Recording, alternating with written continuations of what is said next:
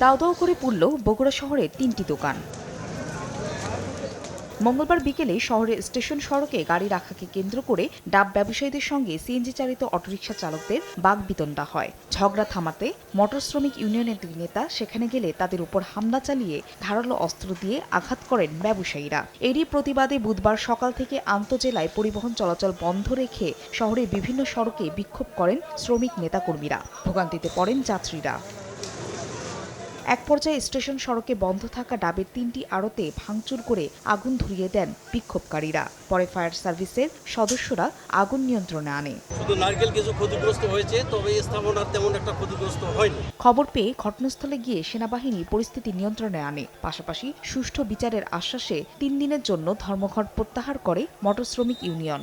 মানুষ যাতে কষ্ট না পায় সেদিক থেকে বিবেচনা করে আমরা ধর্মঘট আপাতত প্রত্যাহার করেছি। সন্তোষজনক যদি আইনি ব্যবস্থা না হয় তাহলে 3 দিন পর থেকে আমরা উত্তরবঙ্গের সব জেলাতে ধর্মঘট ডাকব।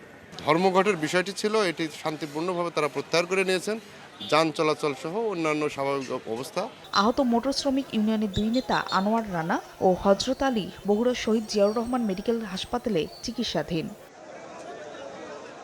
সময় সংবাদ, বগুড়া।